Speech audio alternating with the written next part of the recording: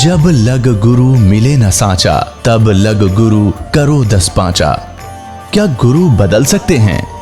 क्या गुरु बदलने से पाप लगता है? अध्यात्म के इस मैदान में आखिर सही गुरु कौन है? गीता जी में वर्णित तत्वदर्शी संत कौन है? इन सभी प्रश्नों के उत्तर जानने के लिए अवश्य सुनिए जगत गुरु तत्वदर्शी संत रामपाल जी महाराज के मंगल प्रवचन। अब क्या होता है, केशव और कबीर परमात्मा, सिकंदर लोधी, शेख तकी और सैनिक खड़े।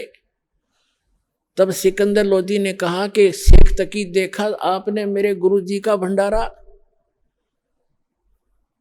तब क्या हुआ, शेख तकी क्या कहता है, ऐसे ऐसे भंडारे हम सब कर दें, इसने तो ऐसा महोत्सा सा किया है। पुणात्मा, महोत्सा कहते हैं जैसे कोई कंपलसरी हो ना, जैसे कोई बता दे कि तूने इतने जमाने पड़ेंगे, इतने पंडित जमाने हैं, या इतना देना पड़ेगा दान धर्म, कोई मजबूरी हो तो वो घटिया मार जाया करे, फॉर्मलिटी करता है, उसको महोत्सा कहते हैं।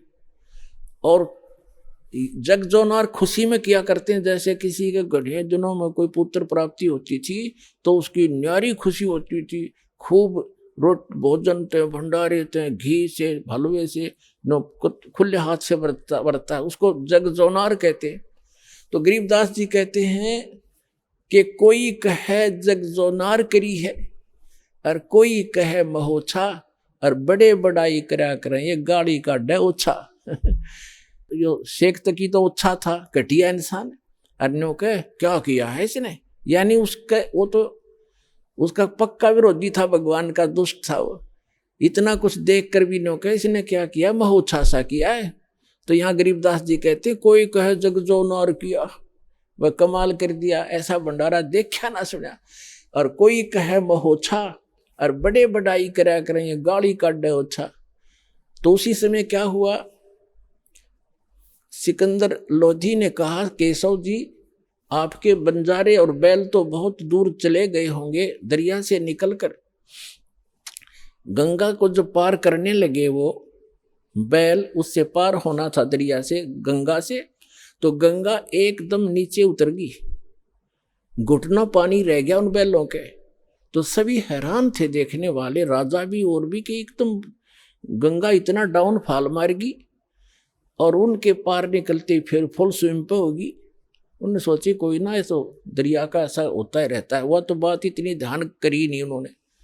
तब उन्होंने कहा सिकंदर ने कि केशव आपके बंजारे, आपके में वो साथी चले गए होंगे।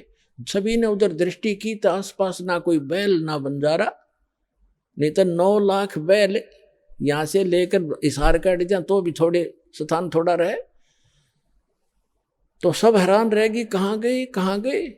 इतना कह ही रहे थे, केशव सामने खड़ा था और कबीर परमात्मा के अंदर समा गए, अकेले कबीर भगवान वहां पर रह गए। बोलो सतगुरुदेव।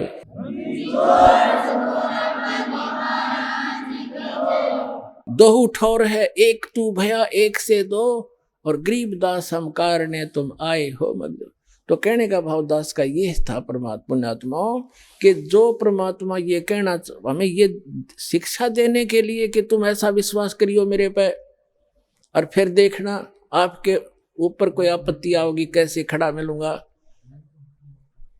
और क्या बताना चाहा था, जो परमात्मा 18 लाख व्यक्तियों को और 3 दिन तक भोजन, भंडारे, लड्डू, जलेबी, कचौड़ी, पकौड़ी और दोहर और असरफी दे सकता है, एक झोपड़ी में बैठा व्यक्ति, वो समर्थ कितना है। और आपको क्या नहीं दे सकता, पूरे विश्व को खिला सकता, वो पूरे असंख्य ब्रह्मांडों को 1 सेकंड में सब कुछ भर दे, हरा भरा कर दे इस पृथ्वी को, और आपका घर भर दे पूरा।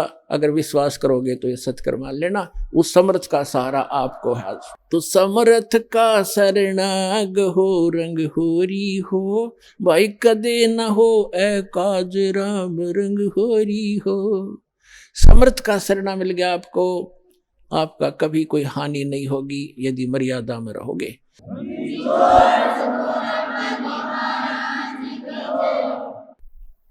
परम पिता परमात्मा पूर्ण ब्रह्म सारी सृष्टि के रचनहार कबीर परमेश्वर जी की असीम रजा से आप सभी पुण्यात्माएं सत्संग श्रवण करने के लिए उपस्थित हुए। धन्य है आपके माता पिता जिनसे जन्म हुआ,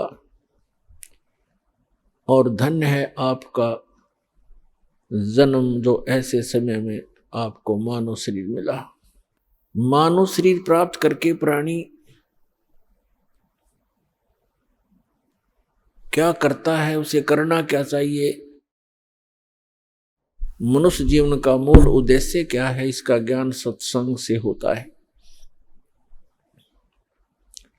बहुत ही पुण्यकर्मी प्राणी को मानव शरीर प्राप्त होता है। उससे भी पुण्यकर्मी प्राणी वो है जिसके अंदर सत्संग परमात्मा की चाह है, प्रेरणा है, जिस कारण से वो कहीं ना कहीं भटक रहा है, कोई ना कोई भक्ति विधि अपनाए हुए है। और उन सब से उत्तम वो प्राणी है जिसके अंदर भक्ति की प्रेरणा है और उसको सतगुरु मिल जाता है मानव शरीर के अंदर। तो पुण्यात्मा, आप उन पुण्यकर्मी प्राणियों में से हो। उन best, good, better, best 3 quality होती है। आप उस बेस्ट क्वालिटी की पुण्यात्मा हो जो आपको ऐसे समय में मानव शरीर मिला, इस भक्ति काल में, मोक्ष काल के अंदर, मोक्ष समय है ये, मुक्त होने का ये गोल्डन चांस इसी समय होता है कलयुग के अंदर ही, और वो ये है बीचली पीढ़ी। और अब जिसको ये मानव शरीर प्राप्त है, आप बहुत ही पुण्यकर्मी प्राणी हो। आप युगों युगों से परमात्मा के चरणों में रहे हो, लेकिन आप गलती कर गए, यहां से निकल नहीं पाए। आपके पास इस भक्ति समय में की हुई भक्ति साधना की जो पूंजी थी, जो आपकी भक्ति धन था आपका, वो बहुत घना था, जिस कारण से आप न जाने कितने युगों तक फिर सिलप गए। जो पुण्यात्माएं इस मोक्ष काल में पार नहीं हो पाएंगी, उनके पास भक्ति धन तो बहुत हो जाएगा, क्योंकि सत साधना ऐसी है, इसकी भक्ति से, इसकी साधना से भक्ति धन बहुत हो जाता है। और यदि पार नहीं हुआ और फिर वही रह गया, तो फिर उसको लुटेरे लूट लेते हैं। ये काल एक लुटेरा है जिसके लोक में आप रह रहे हो। ये 1 नंबर का ठग है, बंटवारा कहा है संतों ने इसको, जो सुनियोजित तरीके से आपके भक्ति धन का नाश करवाता है।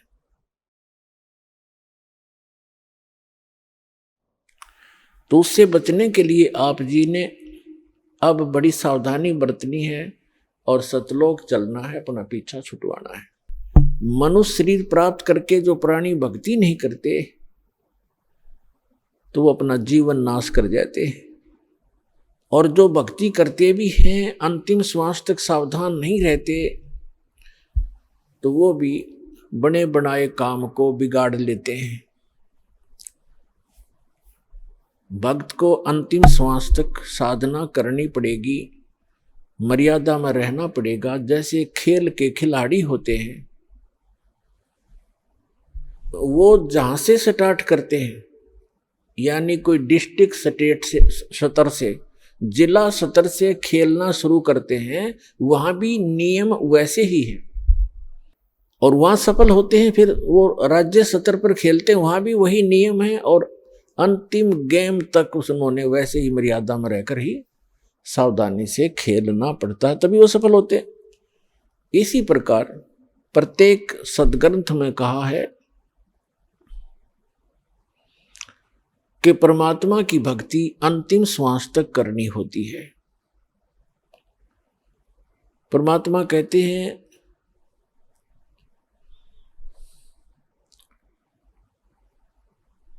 राम नाम रटते रहो, जब तक घट में प्राण, कभू तो दीन दयाल के, बनक पड़ेगी कान। ये सूक्ष्म वेद की वाणी है जो परमात्मा अपने मुख कमल से स्वयं ही आकर के बोला करते हैं यथार्थ ज्ञान। इसी का समर्थन दिया है यजुर्वेद अध्याय नंबर 40 के मंत्र नंबर 15 ने। उसमें कहा कि वायु अनिलम अथ इदम भस्मांतम शरीरम, ओम कर्त्यो समर, किलबे समर और कर्त्युम समर।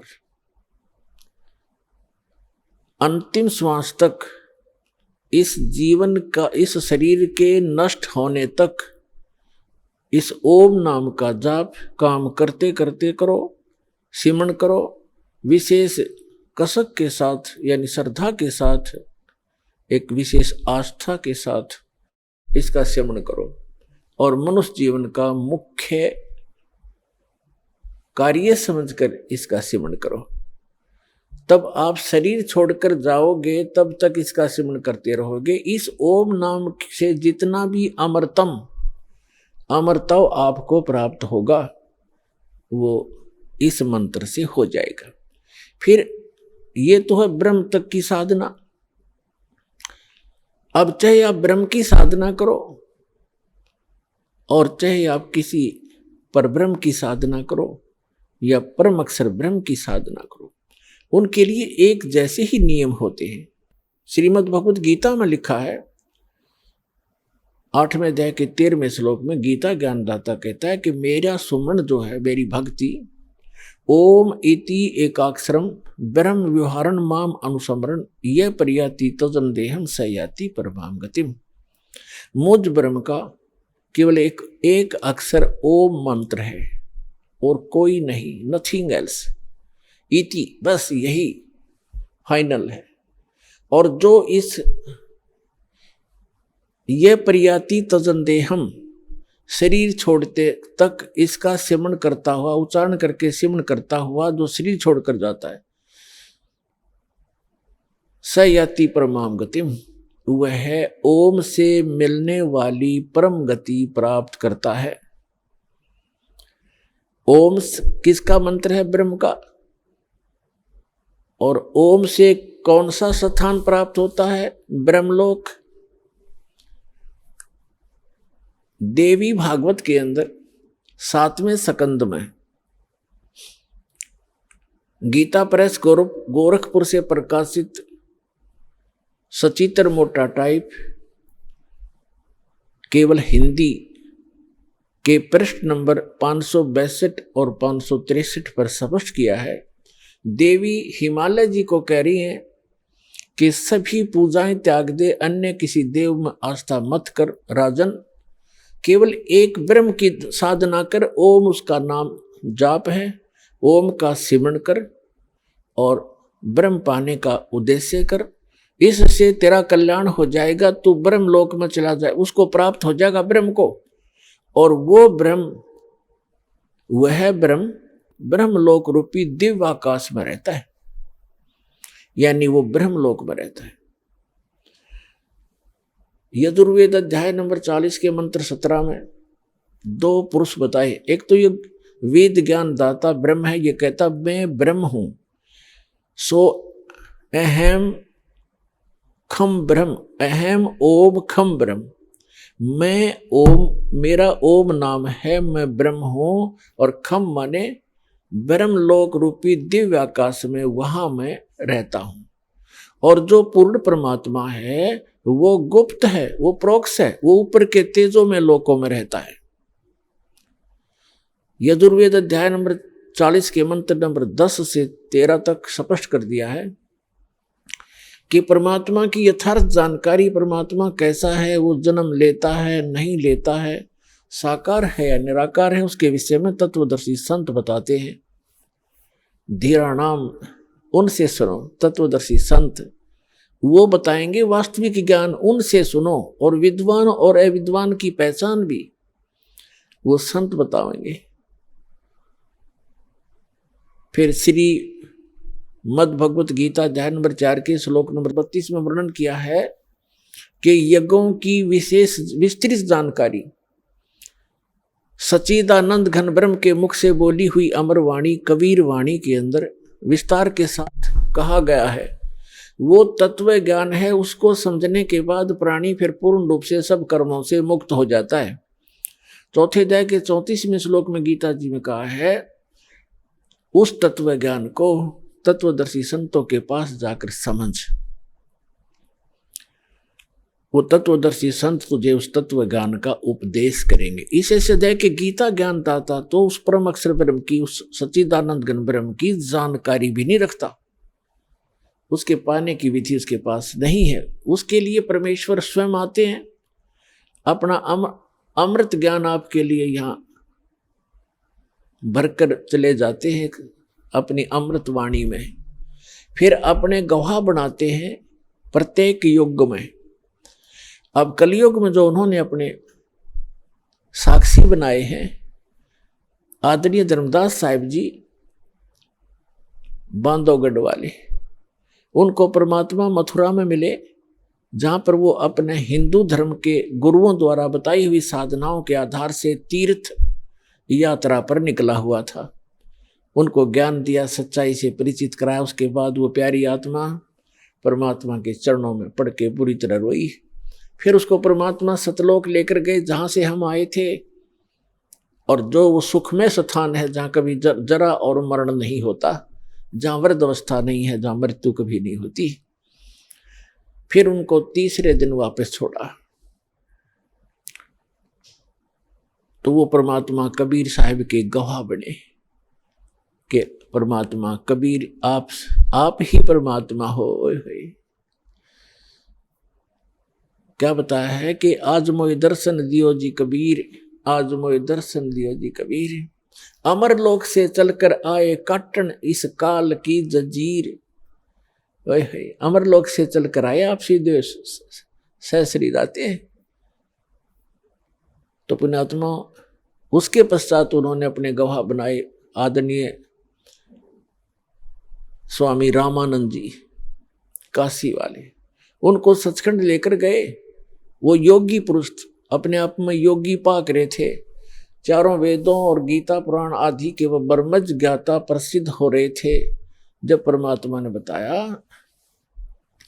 कि स्वामी जी 4 वेद और पुराण 18 ये एक उजड़ जेरा है, तत्व ज्ञान परम साहेब का वो तो ज्ञान उचेरा है। रामानंद जी वेदों पर गर्व करते थे, पुराणों और गीता पर गर्व करते थे कि इस कंप्लीट स्पिरिचुअल नॉलेज है, संपूर्ण अध्यात्म ज्ञान है। परमात्मा ने कहा कि ये तो एक उज्जड़ झेरा है, 4 वेद और पुराण 18 ये एक उज्जड़ झेरा है, इससे निकल नहीं सकते इस साधना से, ये इनकम्प्लीट है। फिर रामानंद जी के भ्रम को निवारण करने के लिए सचखंड लेकर गए। वहाँ देखा अपना वास्तविक स्थान और परमात्मा बैठे सिंहासन पर, राजा के समान, सिर पर मुकुट, सफेद छत्र और राजा की तरह अनंत कोट ब्रह्मांड के संचालक के सिंहासन पर विराजमान प्रभु को देखा उस 5 वर्ष के बालक के रूप में, और फिर अपना वास्तविक रूप बनाया, फिर बालक रूप धारण किया, फिर उस महापुरुष को वापस छोड़ दिया। तब स्वामी रामानंद जी ने कहा था कि 2 ठोर है एक तू, 2 ठोर, वहां भी आप हो यहां भी आप हो, 2 ठोर है एक तू भया एक से 2, और गरीबदास हम कारणे आए हो मगजो। तुम साहेब तुम संत हो, तुम सतगुरु तुम हंस, गरीबदास आपके रूप बिना और न दूजा अंश। मैं भक्त, पहले तो विद्वान पाक रहे थे, मैं ऋषि को आवे थे स्वामी रामानंद पंडित जी। फिर कहते मैं भक्त मुक्त हुआ, मेरा भरम कर्म भयो नाश, गरीबदास निज ब्रह्म तुम, यानी निज ब्रह्म यानी वास्तविक भगवान आप हो, मुझे हुआ दृढ़ विश्वास। तुम स्वामी मैं बाल बुद्धि, बरम करम भयो नासु, गरीबदास निज ब्रह्म तुम मोय हो गया दृढ़ विश्वास। तो पुण्यात्माओं, ये दूसरे गवाह उस कबीर भगवान के। तीसरे आदरणीय मुल्कदास साहिब जी। आदरणीय मुल्कदास साहिब जी को परमात्मा मिले। कहते हैं 100 छल छिद्र मैं करूं अपने जन के काज, और हिरण्यकशिपु जो मार जो मैं नरसिंह धर लूं साज। एक समय परमेश्वर कबीर जी इस धरातल पर आए हुए थे। जैसे ये क्या करते हैं, परमात्मा कई प्रकार से लीला करते हैं। ये तीन सतिथि में रह करके अपने सभी ब्रह्मांडों को चलाते हैं, सब जीवों की संभाल करते हैं। एक सतिथि में ये सतलोक में रहते हैं अपने ओरिजिनल, अपने ही अन्य रूप में, और दूसरी सतिथि में वो क्या करते हैं, प्रत्येक युग में एक बालक रूप धारण करके और किसी सरोवर में कमल के फूल के ऊपर आकर विराजमान होते हैं, जिस कारण से वो नारायण कहलाते हैं। नार माने जल, आयन माने उस पर आकर निवास करने वाला, इसलिए सत्यनारायण कहलाते हैं। सत्यनारायण माने अविनाशी परमात्मा। धीरे धीरे बड़े होते हैं, उनको निसंतान दंपत्ति उठा ले जाते हैं। वहां लीला में तरीके से बालक की तरह बिल्कुल एक जनसाधारण की भूमिका करते हैं। कोई भ्रम में कहता है कि ये कोई कहीं मिला होगा, कोई डाल गया होगा, जैसे भी अटकलबाजी चलती रहती है, चलती रहो, सच्चाई कुछ अन्य ही होती है।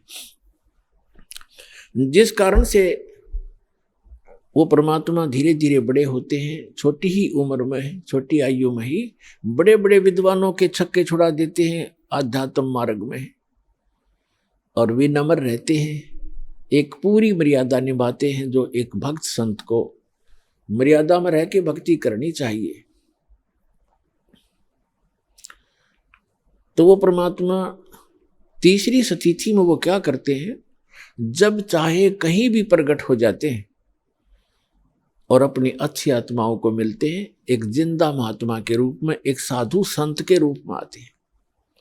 तो कलयुग में जिन भी महापुरुषों को वो तीसरी सतिथि में मिले हैं, उनमें से आदरणीय धर्मदास साहिब जी, आदरणीय मुल्कदास साहिब जी, आदरणीय नानक साहिब जी, आदरणीय दादू साहिब जी, आदरणीय गरीबदास साहिब जी, गांव छुड़ानी, जिला झज्जर वाले, आदरणीय गीसा दास जी, गांव खेखड़ा, जिला मेरठ, उत्तर प्रदेश वाले। तो इन महापुरुषों को वो परमात्मा जिंदा महात्मा के रूप में मिले हैं, और ये तीसरी प्रकार की सतिथि है। इन सभी महापुरुषों को परमात्मा सचखंड लेकर गए, फिर उनको वापस छोड़ा। तो इन्होंने अब मुल्कदास जी को कैसे मिले, तो वो परमात्मा जो तीसरी प्रकार की सतिथि में कभी भी आकर कहीं कुछ समय रह जाते थे। पहले पुराने समय में क्या होता था, हम बहुत बार सुना करते थे कि एक गांव में एक संत आया था और 1 महीना रुका था। उसने अपना कोई नाम गाम नहीं बताया था और बहुत से लोगों को चमत्कार किए थे। वो अचानक फिर गायब हो गए, चले गए थे, पाए नहीं थे। तो ऐसे वो परमात्मा आए हुए थे, और मलुक राम नाम था उनका, चौधरी मलुक राम अरोड़ा। एक अच्छे किसान थे, बड़े खेतीहर थे, वो अरोड़ा जाति में थे और गांव के नंबरदार थे। गांव में उनकी बहुत अच्छी खासी जो महिमा थी। परमात्मा के लिए विशेषकर गरीब व्यक्ति ही ज्यादा प्रयत्न किया करते हैं, और परमात्मा कहते हैं कि ऊंचे कुल में भक्ति ना होवे, नीचा ही कुल दीजे, और ऊंचे कुल में दुर्योधन रावण और नीचे कुल में गणका, और गणका भिलनी पार उतरगी, गर्व करियो ना धन का। तो गरीब जो होगा या कोई दुख किसी को होगा, वो उसके लिए वरदान होता है, परमात्मा के लिए तड़पते रहते हैं और उस तरफ में वो कहीं ना कहीं परमात्मा उन पर दया कर ही देते हैं। और जो अमीर या अच्छे अधिकारी होते हैं वो कोई विशेष आत्मा ही होती हैं जो भगवान से जल्दी जुड़ते हैं। अपनी परंपरागत साधनाएं तो वो कितने ही करते रहे क्योंकि उनमें प्रेरणा पिछली है, लेकिन विशेष पुण्यात्माएं जो होती है वो ही सुख में भगवान की शरण में आती हैं क्योंकि उनके पिछले संस्कार ज्यादा अच्छे होते हैं। तो गरीब व्यक्तियों के घर में परमात्मा एक गांव में गए, उनके शिष्य थे। जब वो तीसरी तिथि में साधु संत रूप में प्रकट थे तो भक्त परमात्मा जब गुरुजी आते हैं, गुरुजी के सत्कार में समर्पित हो जाते हैं।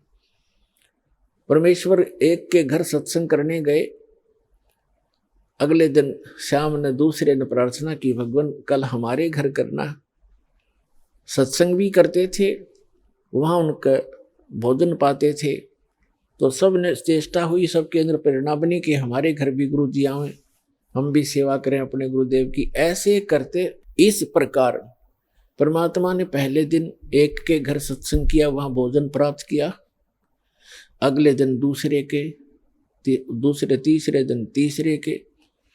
तो भक्त जब गुरुजी जाते हैं तो अच्छा भोजन बनाते हैं, अच्छा हलवा देसी घी का लगावें, वो डालें, उसके अंदर पानी महक जा पड़ोसियों तक। तो एक और परमात्मा के इस यथार्थ ज्ञान का विरोध शुरू से ही रहा है। गांव में विरोधी भी होते हैं क्योंकि परमात्मा तो एक सत साधना बताने की चेष्टा करते हैं। उस समय भ्रमित समाज वो साधनाएं कर रहा होता है जो उनको कोई सुख नहीं दे सकता, और परमात्मा चाहते हैं कि सभी मेरे बच्चे सत्साधना करें और मेरे पास पहुंच जाएं वापस, इनको फिर से वहां सुखी कर दूं। तो हम काल के द्वारा भ्रमित अपने ही भगवान के विरोधी बन जाते हैं। कुछ एक पड़ोसियों ने जाकर के उस नंबरदार मुल्क राम चौधरी अरोड़ा जी से कहा, जी गांव में एक ठग आया हुआ है और गरीब व्यक्तियों को लूट रहा है, अच्छे माल खाता है, बढ़िया हलवा बनाते हैं, खीर बनाते हैं और चलते समय पूजा लेकर जाता है और ये करेगा बिगाड़। वहां रात को सत्संग करते हैं, बहन बेटियां भी जाती हैं और कोई गड़बड़ होगी गांव में, अब देख लो, संभल जाओ, उसको निकाल दो यहां से। अब पुण्यात्मा होते हैं, उस मुल्क राम जी के मन में ये आया कि भाई साधु संतों के साथ खसना नहीं चाहिए, प्यार से ही देखूंगा मैं वास्तविकता क्या है, फिर मैं कोई बात करूंगा। तो मुल्कदास जी ने फिर सावधानी बरती, जिधर सत्संग थे उस साइड से गलियों से निकलकर खेतों में जाने लगा। तो क्या देखा कि तीसरे दिन किसी के घर में छौंक लगा और फिर हलवे का बनाने का समय हो गया। वो निकल कर जा रहा था, उसने आई महक कि भाई हलवा तो बना रखा है। अगले दिन वो तीसरे के घर में, चौथे के घर में, तो मुल्कदास ने सोचा भाई अब बात तो सचमुच है, तो रोज हलवे खावे है, देखते न्यू कौन है कैसा है। तो परमात्मा बैठे थे, ए ठगवाड़ा ठगी देश, उसको पहचान ले तो फिर हम पारे हो जाएं। हम पहचान ही नहीं पाते उस परम पिता को, हम अपनी अटकलों से उसकी डेफिनेशन बनाए बैठे हैं। अब मुल्कदास ने जाकर देखा, एक सिंपल सा आदमी बैठा है, दाढ़ी मूछ बड़ी हुई है, सफेद से कपड़े पहना है, गले में माला डाली है, जैसे एक साधु संत सा दिख है। मुल्कदास ने कहा कि ए भक्त, आप ये क्या कर रहे हो? आज तीसरा दिन हो गया मुझे देखते, अच्छे हलवे खाते हो, खीर खाते हो, आप अपना काम करके क्यों नहीं खाते हो? अपनी मेहनत करा करो, मजदूरी करनी चाहिए। अब जैसा भी वो नेक आत्मा था, अपने हिसाब से उसने खूब औपचारिकता से बात तो कई सारी उल्टी पर कही औपचारिकता से। तब परमात्मा ने कहा, देखो भक्त, देखो चौधरी साहब, मुझे तो भगवान बगैर किए ही दे रहा है। खूब खीर खाता हूँ, हलवे खाता हूँ, परमात्मा के गुण गाता हूँ। यदि सभी लोग, सभी संसार भगवान की भक्ति करे जैसे मैं कर रहा हूँ, तो सभी को हलवे रोज ही मिल जाए। आप भी प्राप्त कर सकते हो खीर और हलवे।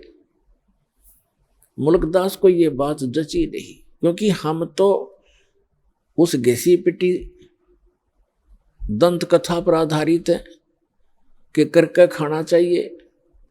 करे बिना तो होए को नहीं, करके तो खाना चाहिए, पर भगवान का गुण भी गाना चाहिए। और थोड़े सेकंड में बरकत गनी दे दे भगवान फिर। लेकिन उस समय परमात्मा ने उसका वो चाबी लगानी थी। तो वो कहने लगा कि क्या तेरा भगवान मुझे खिला देगा बैठे को?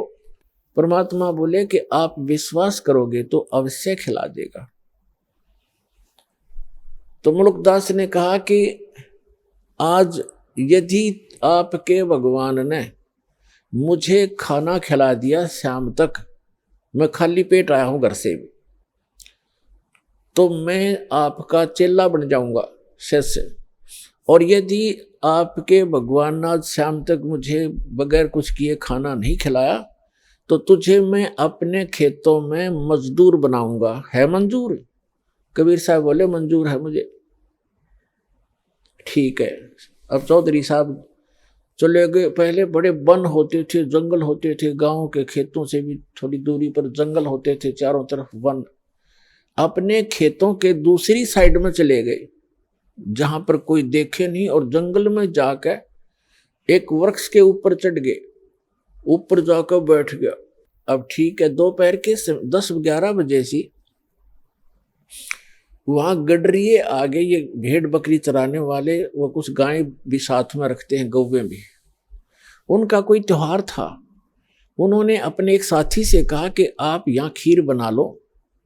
वहीं पर एक कुआं था छोटा सा, ये कुआं है यहाँ पर, इसमें से जल ले और यहाँ खीर बना लो इस वृक्ष के नीचे, उसी वृक्ष के नीचे जिसपे वो चौधरी साहब बैठे थे। और हम जा रहे हैं, पशुओं को चरा लेंगे, फिर हम आ जाएंगे 1-2 घंटे में, 12 बजे से। तो वो कहने लगा ठीक है। उसने खीर चढ़ा दी और खीर बनने को हुई, बनी तैयार हुई, तो उसी समय उसने क्या देखा कि बहुत दूरी पर कुछ घोड़ों के ऊपर व्यक्ति डाकू आ रहे हैं। डाकू लोग घोड़ों पर चलते थे, उनको खूब पता था जंगल में पशु चराने वालों को कि ऐसी स्थिति में डाकू लोग आते हैं। वो व्यक्ति तो भाग गया, खीर बनती छोड़ गए अपने साथियों के पास, वो दूर चले गए और आगे को। अब वो आकर देखा, उन्होंने कुआं था वहीं पर, डाकुओं ने पानी पीना चाहा कि रुको पानी पिएंगे, कुआं है। वो पानी पीने के लिए नीचे उतरे, घोड़े वहां खड़े कर दिए। तो देखा, एक ने कहा जी ये तो खीर भी है, यहाँ पर कुछ बन रहा है। उखाड़ कर ढक्कन उठाकर देखा तो खीर बन रही है। तो डाकू कहने लगे भाई अपने उस्ताद से कि उस्ताद भूख लग रही है, लगा ला 2-2 हाथ। उनमें से एक कहने लगा जी ऐसा ना हो कोई इसमें कोई डाल गया हो हमें धोखा देने के लिए, पहले इसको टेस्ट कर लें, किसी पशु पक्षी को खिला लेते हैं। उनमें से तीसरे ने कहा कि बनाने वाला यहीं छुपा होगा, कहीं भाग कहाँ गया होगा, देखो हमसे डर से छुप गया। वो इधर उधर देखने लगे। एक ने ऊपर देखा कि ये बैठा ऊपर, उससे कहा भाई नीचे आ जा तू। वो कहने लगा ना आऊं, नीचे ना उतरूं मैं। क्यों नहीं आवा नीचे? नीचे आना तेरे मारेंगे गोली। 5 सेकंड में नीचे आ लिया। नीचे आया तो कहन उसके और ढक्कन के ऊपर खीर डाल दी अच्छी खूब, और कहा इसको खा। वो नौका कति नहीं खाऊं। अब मुल्कदास खावे नहीं, मना करे कि मेरी तो बात बिगड़ेगी आज। वो इसलिए नहीं खावा कि मैं झूठा पड़ूंगा और चेला बनना पड़ेगा। तो उनको पक्का यकीन हो गया डाकुओं के कि इसने जरूर कुछ ना कुछ मिला रखा है, इसलिए नहीं खाता। उसका 2 मारे दड़ाक, अच्छी मारी लात, अखा बैठ के उसने फटाफट किलो पक्की खा गया। भूख तो लगी रही थी। और खाने के बाद जब उसको काट बैठ आध घंटे, अगर मरेगा तो मर लेगा यूं। आध पौन घंटा इंतजार करके उसका कुछ नहीं हुआ। फिर उसने साची बताई, जी ऐसे ऐसे बात है, मैं तो इसलिए मना करूं था, मेरी एक शर्त लाग रही थी। तो बोले भाग जा, जाता रहे तो यहां से। वो चला गया। अब वो भाग लिया। अब उसने जिस समय वो कहा कि हम डाकू हैं, या तो खा लेना तेरा बकल तार देंगे, तो उसको ये पता लगा तो डाकू हैं, तो अंदर से प्रार्थना की है, गुरुजी मुझे बचा ले, मेरी जीवन रक्षा कर दे, मैं आपका चेला बनूंगा। एक तो जान बचाई और खीर खिलाई। अब वो सीधा पहुंचा गुरुदेव के पास, परमेश्वर के पास। वो तो जानी जान थे, सारी लीला वही करते हैं, सौ छलछीदर मैं करूं अपने जन के काज। अब जो ही मलुकदास चौधरी आया, परमात्मा बैठे आसन पर नीचे लगा रखा। परमात्मा ने पूछा, क्यों चौधरी साहब, भगवान ने करी कुछ सेवा तेरी? ने बोला, जी तेरा भगवान तो मार मार खीर खिलावा है। आपका परमात्मा तो मार मार खीर खिलाता है, और मेरी जान बचा दी दाता आपने ना। उनका केज लगे, 1 मिनट में कर दो काम मेरा। आपको मैंने याद किया, सारी कथा बताई। परमात्मा बोले, बेटा यह भी आपके ऊपर एक रहम किया है परमेश्वर ने, कि जिस कारण से आपको एक अनमोल रतन और मिलेगा। खीर तो खिलाई सो खिलाई, ये धन मिल गया। फिर उसको, क्योंकि विश्वास जल्दी नहीं होता, अब तो परमात्मा ने ऐसा ज्ञान दे दिया बच्चों, बालक बालक भी समझ सकते हैं, कबीर इज गॉड, ऐसे प्रमाण दास आपको दे देगा। तो इस समय के लिए वो प्रमाण बनाने थे परमात्मा ने। उन बच्चों को अपने को शरण में भी लेना था, उनका भी जन्म मरण का दीर्घ रोग मिटाना था। तो मुल्कदास जी को सचखंड लेकर गए, फिर उनको वापस छोड़ा। उसके बाद मुल्कदास जी कहते हैं, जपो रे मन साहेब नाम कबीर, जपो रे मन परमेश्वर नाम कबीर। एक समय गुरु बंसी बजाई कालंदरी के तीर, एक समय गुरु बंसी बजाई कालंदरी के तीर। सुर नर मुनि जन थकत बहे वहां, रुक गया दरिया नीर। जपो रे मन परमेश्वर नाम कबीर। 2 दिन का झगड़ा छिड़ गया, तिनक न धरते धीरे। दोनों दिन का झगड़ा छिड़ गया, कोई न धरता धीरे। कोई गड्ढे कोई अग्न जलावे, ढूंढा ना पायो शरीर। जपो रे मन परमेश्वर नाम कबीर। अमरलोक से सतगुरु आए, काटन यमक जंजीर। अमरलोक से सतगुरु आए, काटन काल की जंजीर। दास मलूक सलूक कहत है, खोजो खसम कबीर। जपो रे मन परमेश्वर नाम कबीर। जपो रे मन साहेब नाम कबीर। अब मुल्कदास जी फिर ये कहते हैं कि जपो रे मन, उस परमेश्वर नाम कबीर का नाम जपो, उस परमात्मा ने जो मंत्र दिया उसका जाप करो। एक समय गुरु बंसी बजाई कालंदरी के तीर। कालंदरी कहते हैं यमुना को। एक समय परमात्मा मथुरा में गए। धर्मदास जी ने कहा, भगवान, वो श्री कृष्ण जी के पुजारी थे।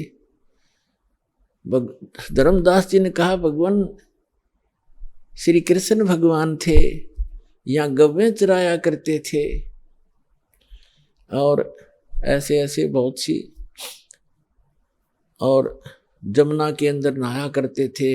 वो ऐसी बंसुरी बजाते थे, गव्वे भी खींची आ जाती थी, ग्वाल बाल भी उसको उनके मुख की तरफ देखते रह जाते थे। तो परमात्मा ने कहा ठीक है बच्चा, क्या बंसुरी बजाने से और गव्वे और ग्वाल बालों के खींचे आने से ही भगवान सिद्ध होता है? नहीं नहीं, वो तो भगवान थे, वो तो भगवान थे, लाला जी था ना। अब परमात्मा ने सोचा भी इस बोले भगत को कैसे समझाऊं, कौन से तरीके अपनाऊं, क्योंकि प्रमाण बिना जीव बहुत देर से मानता है।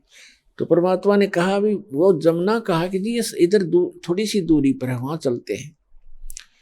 अब परमात्मा ने ऐसे हाथ किया, एक बंसुरी आ गई अपने आप, ये बंसुरी बजाते हैं। और परमात्मा ने जब सुर भरा बंसुरी का, पूरे ब्रह्मांडों में गूंज गई। ऊपर से देवता लोग आकर भी चारों तरफ आकाश में सामने सुनने के लिए अपने अपने वाहनों पर खड़े हो गए। धर्मदास जी देखने लगे कि स्वप्न है या क्या है। फिर क्या देखते हैं कि जमुना नदी का जो जल बह रहा था प्रवाह, वो भी रुक गया उस मालिक की उस बंसुरी की धुन सुनने के लिए। धर्मदास हक्का बक्का रह गया और चरणों में गिर गया। तो पुण्यात्मा मुल्कदास जी उस चीज का वर्णन करते हैं। एक समय गुरु बंसी बजाई कालंदरी को तीरी, सुर नर मुनि जन थकत बहे वो, रुक गया दरिया नीर, जपरे मन समरथ नाम कबीर। फिर बताते हैं कि दोनों दिन का झगड़ा छिड़ गया और तनिक न धरते धीर, कोई गाड्डे कोई अगन जलावे, और ढूंढा ना पाया शरीर। परमात्मा सह शरीर आए थे, तो आपको बहुत बार दास ने प्रकरण सुनाए हैं, बताए हैं। अब वो गए कैसे थे यहां से? सह शरीर आते हैं, सह शरीर जाते हैं। जब परमात्मा बनारस में आए हुए थे, अपनी दूसरे प्रकार की लीला करने के लिए एक बालक रूप में प्रकट हुए थे। नीरू नीमा नाम के निसंतान दंपत्ति उनको उठा ले गए थे। जुलाहा थे, वो मुसलमान जुलाहा थे। वो पहले उसी जन्म के अंदर ब्राह्मण थे, लेकिन मुसलमानों ने उनको मुसलमान बना दिया था, नाम भी चेंज कर दिया था। और कोई साधन ना होने से वो जुल्हा का कार्य करने लगे, जिस कारण से 20-30 वर्ष करते रहे। जुल्हा नाम पक गया, तो धीरे धीरे बड़े हुए थे। तो वहां काशी के अंदर गढ़ था हिंदू धर्म के धर्म प्रचारकों का, और वहीं से सब शिक्षा दूसरे पूरे देश में जाती थी। तो परमात्मा ने उस गढ़ को ही तोड़ना चाहा था, किसी प्रकार इनकी अकल ठिकाने ला दूं, इन ब्राह्मण गुरु मंडलेश्वराचार्य और शंकराचार्यों की, फिर मेरे बच्चे आपस समझ जाएंगे। ये भी तो मेरे ही बच्चे हैं, परमात्मा कहते थे, कबीर जी कहते थे। ये कालवश भ्रमित हैं, मायावश इनकी आंखें बंद हो गई हैं। लेकिन वो तो नहीं माने, फिर भी उनकी जो दंत कथाएं थी उनको परमात्मा ने खंडित किया। क्या बताते थे? जैसे हिंदू धर्म के धर्म गुरु ये कहा करते थे कि जो बनारस में मरता है, जिसकी मृत्यु काशी में होती है, वो सीधा स्वर्ग जाता है। और जो मगहर के अंदर मरता है, मगहर के अंदर मुसलमान एक नवाब था, बिजली खान पठान। बिजली खां पठान एक नवाब था, उसका राज्य था। तो वहाँ जो मगहर स्थान था, उसके बारे में उन्होंने ये बता रखा था ब्राह्मणों ने, हिंदू धर्म के धर्म गुरुओं ने, कि वो पृथ्वी वहाँ का जो अक्षेत्र है, भगवान शिव ने श्राप दे रखा है, वहाँ जो मरेगा वो नरक जाएगा। और एक वहाँ नदी बहती थी, आमी नाम है उस नदी का, वो दरिया बहती थी, उसको भी भगवान शिव ने शापित कर दिया था, वह सूख गई थी। इसलिए ब्राह्मण लोग कहा करते थे मगर में कोई ना मरना, वो पृथ्वी सूची नहीं है, शुद्ध नहीं है।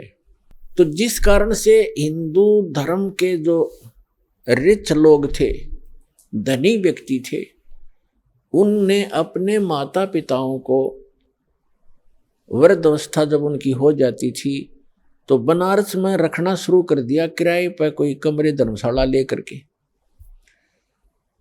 इस कारण से कि हमारे माता पिता की मृत्यु यदि बनारस में हो जाएगी, काशी में हो जाएगी, तो स्वर्ग चले जाएंगे। परमात्मा कबीर जी कहा करते थे भाई भूमि भरोसे डूब हैं, कल्पत हैं 2 दिन, और पूर्ण ब्रह्म सबके गुरु कबीर भगवान मगर भये लौलीन।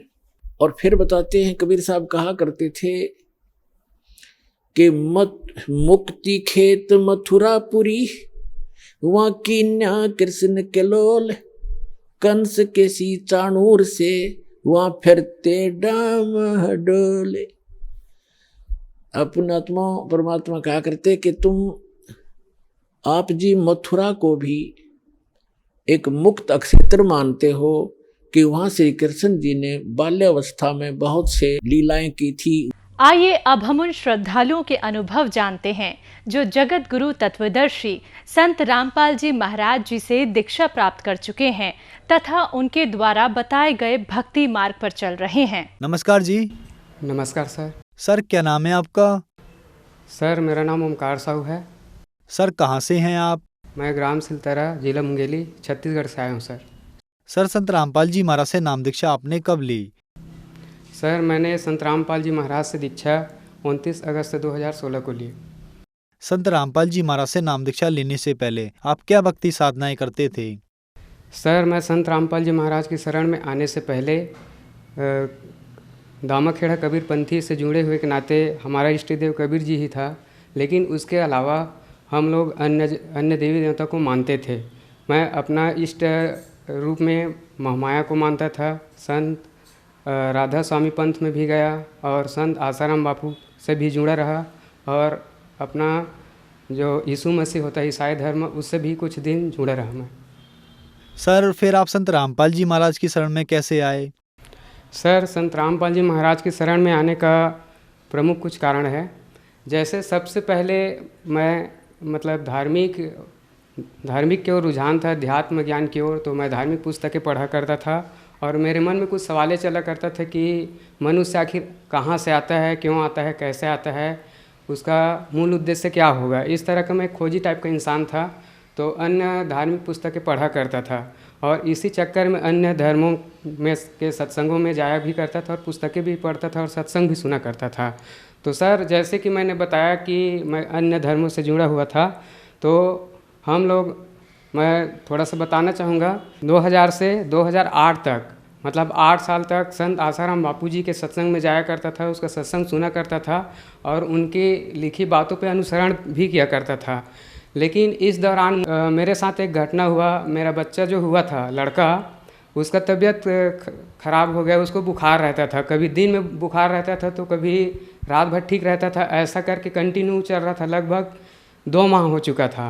और उसमें बताया था कि ओम का जाप करने से मतलब ठीक हो जाता है करके, तो मैं ऐसा कर रहा था लेकिन ठीक नहीं हो रहा था। अन्य डॉक्टरों के पास भी लेकर गया और वो जो दवाइयाँ देती थी उसका भी असर नहीं होता था। तो एक दिन मेरा मतलब मैं परेशान हो गया था और घर में बगैर बताया मैं घर को छोड़ के अपने बीवी और बच्चे को रख के रायपुर है, वहाँ पे संत आसाराम बापू का आश्रम है, वहाँ जाने के लिए निकल गया। सर तो मैं बताना चाहूँगा कि मैं शाम को 7 बजे रायपुर के बस स्टेशन पहुंचा और वहाँ पे मुझे लगभग 8 बज गया। तो वहाँ पे रिक्शा करके मैं उसके आश्रम गया और आश्रम में जाकर वहाँ के जो उनके शिष्य थे उनको बताया कि सर मेरे को ऐसा ऐसा प्रॉब्लम है और मुझे आश्रम में रहना है करके। वहाँ पे उन्होंने यह बोलकर वहाँ रहने से मना कर दिया कि आप दीक्षा नहीं लिए हैं करके। तो मैं वहाँ पर बिल्कुल हताश उदास हो गया कि मैं जिसका उम्मीद करके आया था वहाँ भी नकारा जा रहा है ऐसा करके। तो वहाँ पे एक उनके शिष्य थे जो फल का दुकान लगाए हुए थे, तो उसको अपना सब प्रॉब्लम बताया कि भैया मेरे को ऐसा ऐसा है करके। तो उन्होंने रखा और वहाँ पे सुबह जाके वहाँ पे एक बरगद का पेड़ होता है, वहाँ पे चक्कर लगाना होता है कि 7 चक्कर 21 चक्कर 108 चक्कर, आपको जितना मर्जी उतना लगा सकते हैं। और वैसे ही किया, मतलब सुबह जाके और वहाँ पे जो जल रखा हुआ था उसको चक्कर लगा के 21 चक्कर लगा के हम पति पत्नी अपने बच्चे को पिलाया तो ठीक हो गया। तो वहाँ फिर मैं आ गया सर। उनके सत्संग में जाता था तो वहाँ पे मुझे एक बात अच्छी नहीं लगती थी कि वहाँ पे मतलब ना तो खाने को मिलता था ना पीने को मिलता था, और हर एक चीज़ जो है महंगी मिलती थी। संत आसाराम बापू जी के जो सत्संग होता था वहाँ पे, वो सब चीज़ें मुझे अच्छा नहीं लगा और मैं उसको छोड़ दिया। उसके ऊपर से विश्वास टूट गया और उसके बाद फिर हम लोग ईसाई धर्म से जुड़ गए। तो इस जुड़ने का प्रमुख कारण ये रहा कि रायपुर में मेरी मौसी रहती है, वो ईसाई मसीह को मानती है।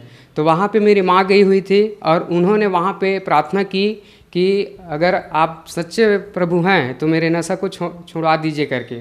फिर हम लोग कंटिन्यू उसको मार रहे थे यीशु मसीह को।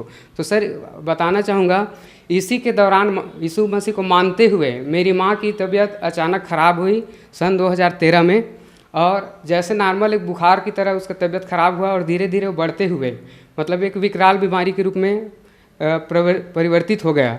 तो उसका जो खाना और पीना है वो छूट गया धीरे से। जो भी खाना खाती थी वो तुरंत उल्टी हो जाता था और जो पानी भी पीती थी वो भी उल्टी हो जाती थी। उसके बाद हम लोगों ने पहले तो मतलब छोटे छोटे डॉक्टरों को दिखाया, उसके बाद बड़े डॉक्टरों के पास गए, बिलासपुर गए और मुंगेली गए, वहाँ पे एक्सरा वगैरह कराए। तो वहाँ के डॉक्टर ने बताया कि इसको कैंसर हो गया है और इसका जो है लास्ट स्टेज है और ये नहीं बचेगी करके। अब उसके बाद मतलब एक पूरी तरह से हम लोग हार गए कि इसको कैंसर हो गया है तो मतलब ये अब नहीं बचेगी, तो मतलब जितना भी दिन जी रही है तो जीने दे ऐसा करके। उसके बाद एक कबीरपंथी होने के नाते मुझे दामाखेड़ा से एक उम्मीद जगा कि अगर कबीरपंथी है तो कहीं ना कहीं मतलब दामाखेड़ा सबसे बड़ा है ऐसा करके। और मैं वहाँ पे गिरीश मुनि नाम साहब के नाम से वहाँ पे एक हॉस्पिटल है, उस पर एक आखिरी उम्मीद लेकर गया था। तो वहाँ पे जैसे ही गया तो वहाँ का जो डॉक्टर है उसने मेरे माँ को एक टेबलेट दी। तो जैसे ही टेबलेट को मुंह में डाली और पानी ली तो तुरंत उल्टी हो गया।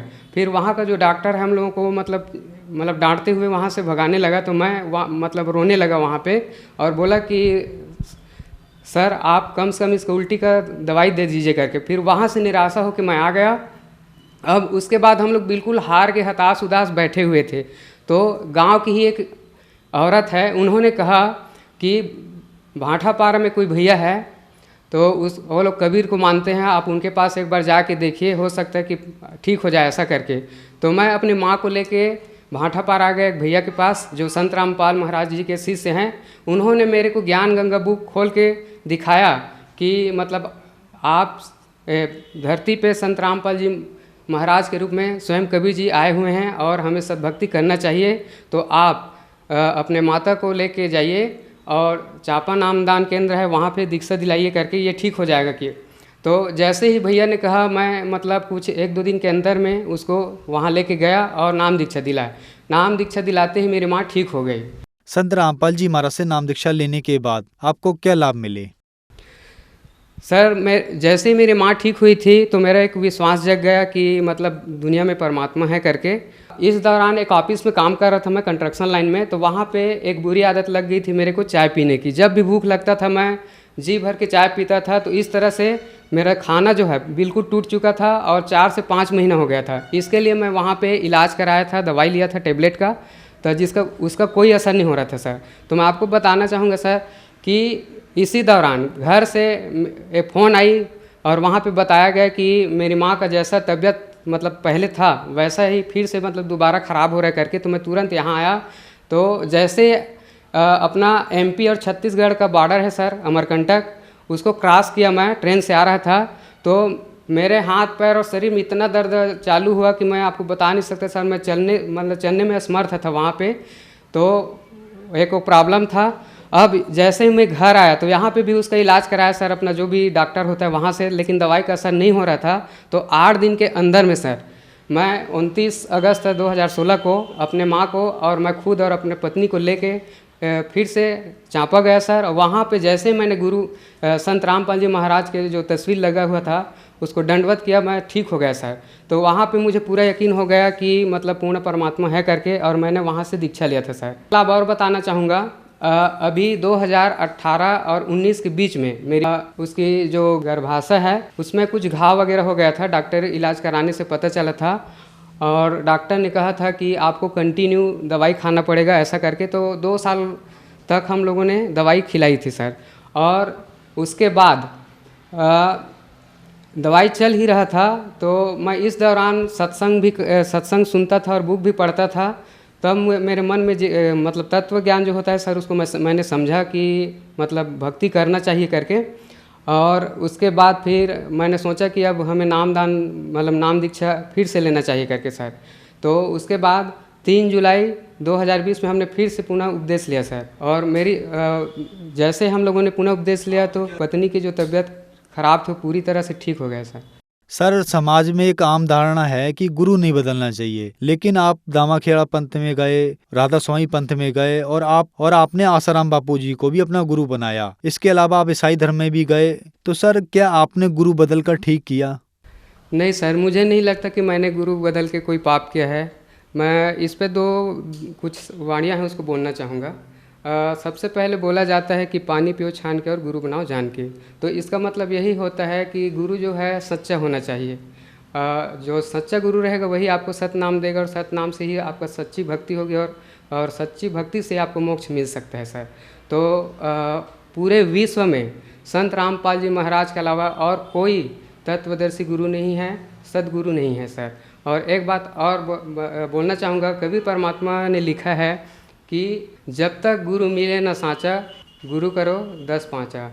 तो इसका मतलब ये होता है कि जैसे हमें कोई बीमारी है तो हम तब तक अन्य डॉक्टरों के पास जाते रहते हैं जब तक हमें पूरी तरह आराम न मिल जाए। तो इसी तरह हमें उस गुरु को तलाश करना होगा जो हमें पूर्ण मोक्ष दे सके।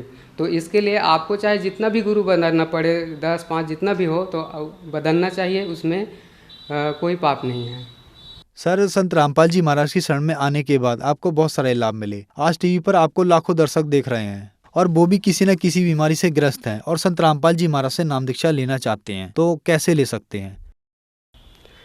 सर, मुझे देखने वाले मेरे जितने भी भाई बंधु हैं उनको मैं कहना चाहूँगा कि ज़्यादातर अभी के जो युवा है वो मोबाइल में ज़्यादा बिजी रहते हैं, कार्टून देखते हैं और फालतू के वीडियो देखते हैं। तो वो संत रामपाल जी महाराज का उसमें सत्संग सर्च करें और देखें। और एक संदेश और बोलना चाहूँगा सर कि अभी जो जितने भी कबीरपंथी हैं जो दामाखेड़ा से जुड़े हैं और अन्य कबीरपंथी हैं, वो लोग यकीन नहीं करते कि मतलब कबीर ही पूर्ण परमात्मा है और संत रामपाल जी महाराज का जो पंथ है वो सही है करके। उनको यथार्थ बुक जो है कबीर जी का उनको देने के बाद भी वो लोग यकीन नहीं करते। तो उन लोगों से मैं प्रार्थना करना चाहूँगा कि वो एक बार उसको गहराई से पढ़े। सर, अब संत रामपाल जी महाराज से दीक्षा लेना बहुत ही आसान है सर। उनका नाम दीक्षा जो है बिल्कुल निःशुल्क मिलता है। कई लोगों को भ्रमित है कि उनको पैसा लगता है करके। तो सर, जो मुझे देख रहे हैं मैं उन लोगों को यही कहना चाहूँगा, बहुत सारे टीवी चैनल है, उन पे अलग अलग टाइम पे संत रामपाल जी महाराज का सत्संग आता है। तो वो लोग उनके सत्संग को देखते समय जो नीचे में पीली पट्टी आती है उनमें बहुत सारे नंबर दिया रहता है, उसमें संपर्क करके वो अपने आसपास का नाम केंद्र जो है उनका पता करके वहाँ से निःशुल्क अपना नाम दीक्षा लेके अपना कल्याण करा सकते हैं सर। धन्यवाद जी। धन्यवाद सर।